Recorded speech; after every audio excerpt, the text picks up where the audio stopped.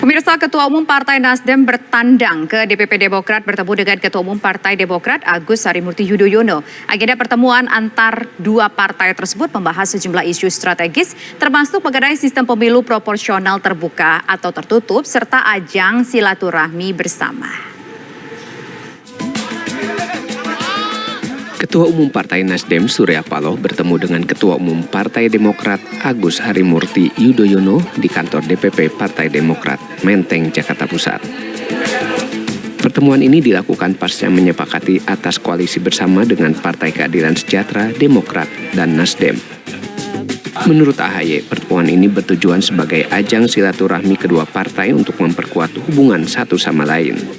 Sejauh ini hanya Partai Nasdem yang sudah mendeklarasikan Anies Baswedan sebagai calon presiden 2024. Demokrat dan PKS sudah berkomitmen untuk berkoalisi dengan Partai Nasdem mengusung mantan Gubernur DKI sebagai Capres 2024. Partai-partai yang tergabung dalam koalisi perubahan tersebut belum menyepakati calon wakil presiden yang akan diusung berpasangan dengan Anies Baswedan. Dari Jakarta, Kani Dwi, M. Raffi, TV One mengabarkan.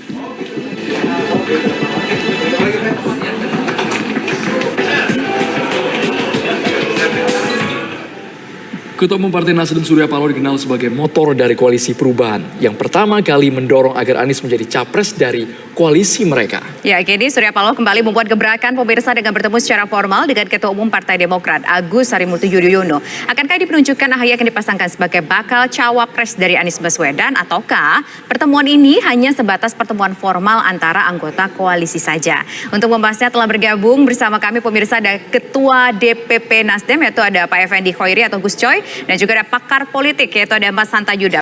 Baik, sekarang saya ingin ke Mas Hanta Yuda. Mas Hanta, kalau dulu santer terdengar tampaknya Pak Anies Baswedan akan disandingkan dengan Ibu Khofifah nih. Kemarin-kemarin nih santer isu seperti itu meskipun belum fix nih. Tapi dengan pertemuan hari ini apakah kira-kira akan berubah dari Ibu Khofifah kemudian menuju ke AHY atau gimana? Kalau menurut Mas Hanta? Saya lihat belum kedua-duanya ya. Pertemuan ini paling tidak memberikan pesan untuk memperkuat eksistensi potensi koalisi perubahan. Tapi jangan lupa koalisi ini yang dimotori Partai Nasdem dan Demokrat terutama selain PKS ada 3 titik temu, yaitu satu, mereka sama-sama mengusung Anies Baswedan dengan isu perubahannya. Yang kedua, sekarang ditambah ada isu yang sama juga yaitu untuk mempertahankan sistem pemilu proporsional terbuka karena isu menginginkan ada yang ingin kembali tertutup. Nah, yang ketiga, semua partai ini juga sama-sama berjarak dengan Pak Jokowi. Karena dianggap Mas Anies ada antitesa Jokowi, kemudian Nasdem semakin dengan bertemu dengan Demokrat, saya membacanya semakin menegaskan posisinya, semakin berjarak dengan Pak Jokowi dan persamaan juga berjarak dengan PDI Perjuangan. Nah, ada 3 titik itu yang menemukan partai ini membuat solid, 3 titik temu. Tapi juga ada 1 titik krusial yang sekaligus saya menjawab pertanyaan Tisa tadi, yaitu masih alotnya posisi cawapres yang perlu segera dipertemukan titik krusial ini.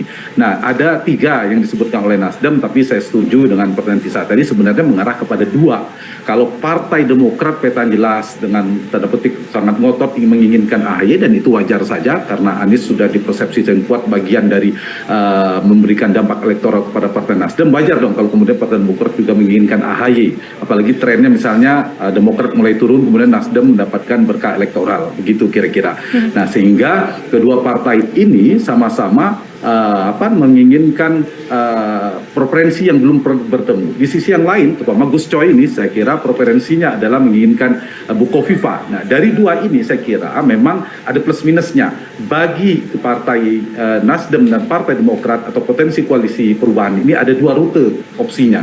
Rute yang lebih pendek dalam fase kandidasi dan fase election pemenangan. Tapi dari fase kandidasi diperlukan untuk kepastian benar nggak Anies akan maju atau tidak gitu. Nah, karena itu rute yang lebih pendek adalah cawapresnya jelas pasangan Anies dengan AHY. Kenapa? Karena ini lebih cepat, lebih praktis, lebih realistis dan bisa segera saya kira diumumkan. Dan AHY juga dari sisi eleksi juga bukan tidak punya potensi, ya punya basis di Jawa Barat, di DKI dan Banten sama betul dengan Anies, tapi bisa memaksimalkan wilayah. Tapi kita bisa bicara tentang misalnya kebutuhan tentang di Jawa Timur.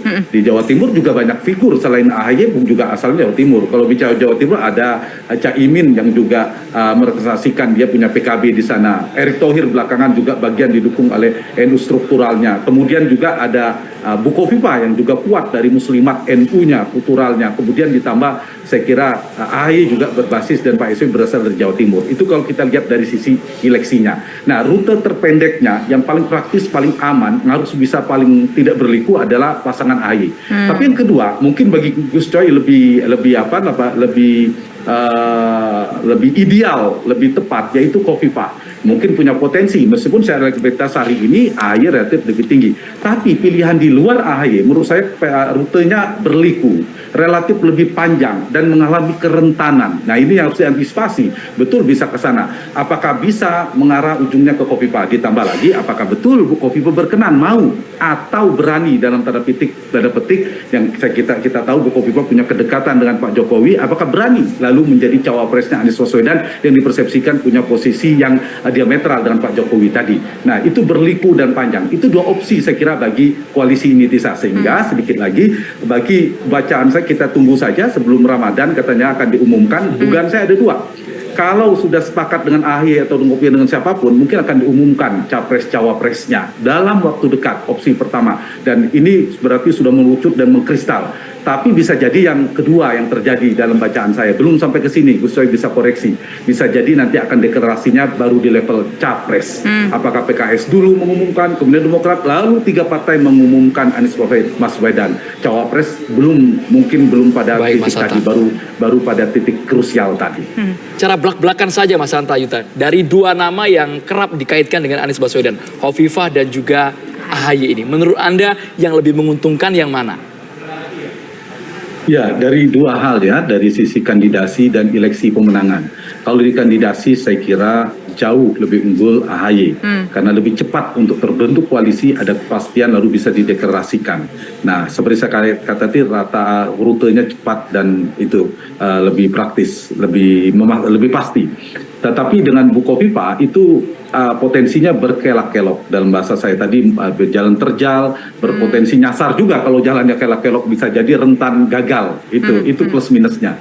Nah, dari sisi pemenangan memang ada 2 bagi seorang capres pertimbangannya. Satu, dia mengambil ceruk, memperlebar ceruk di mana dia lemah, seperti tadi kita bahas di mana Jawa Tengah dan Jawa Timur Mas Anies lemah. Jawa Tengah wilayahnya Ganjar, berarti ada data kunci yaitu Jawa Timur. Atau yang kedua adalah memaksimalkan basis di mana Anies sudah cukup kuat di sana tapi belum maksimal. Tentu yang punya basis Anies cukup kuat, Mas Anies itu di Jawa Barat, DKI dan Banten. Nah, DKI, Banten dan Jawa Barat, Bu Kofifa lemah. Di sini AHY yang relatif cukup kuat. Nah, pilihannya di sana. Mas Anies kedua-duanya saya kira ini pilihan yang dilematis tapi harus dipilih.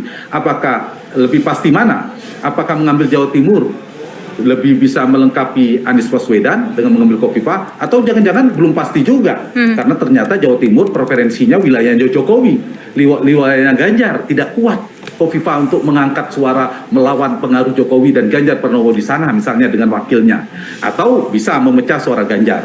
Nah, kalau itu tidak kuat memecahnya, lebih baik mengambil AHY yang sudah lebih pasti bisa memberi kontribusi lebih maksimal supaya Anies lebih besar lagi kemenangan di Jawa Barat yang belum begitu kuat.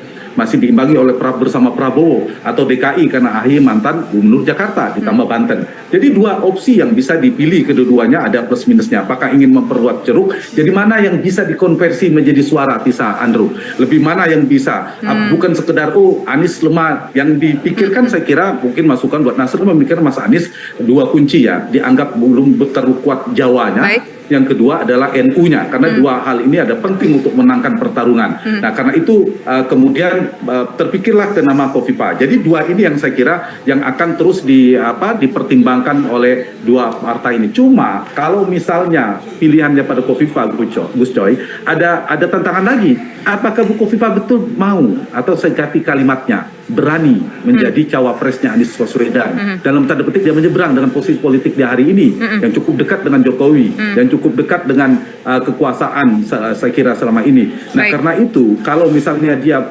diinginkan oleh Gus Coy pun, kalau Bu Kofifa tidak berani kan tidak jadi. Karena itu saya mengatakan AHY adalah solusi atau rute yang paling realistis, dan AHY juga tidak lemah. Hasil surveinya AHY itu lebih tinggi dari Kofifa hari ini. Cuma bacaannya mungkin potensi dari NU-nya ya, Kofifa. Tapi hari ini AHY bersama Ridwan Kamil, bersama Erick Thohir, bersama Sandiaga Uno adalah 4 cawapres terkuat secara elektabilitas. Ini yang saya kira yang menjadi pertimbangan variabel yang penting bagi Nasdem dan Partai Demokrat. Nah, kalau tidak hati-hati sedikit lagi Tisa, tidak hati-hati kalau rutenya terlalu panjang, betul kata Gus Coy, ini cari yang berliku-liku. Tapi kalau nggak hati-hati, dua partai ini kan menjadi jangkar, menyulitkan memperkuat soliditas bakal koalisi perubahan ini. Tapi kalau tidak hati-hati dalam perjalanannya, dua partai ini juga menentukan salah satu tidak cocok, bisa buyar, pergi. Karena dua-duanya seksi loh, baik Nasdem maupun Demokrat bisa lompat ke koalisi lain, maka koalisi perubahan dan Anies Baswedan gagal maju. Baik, terima kasih Mas Santo.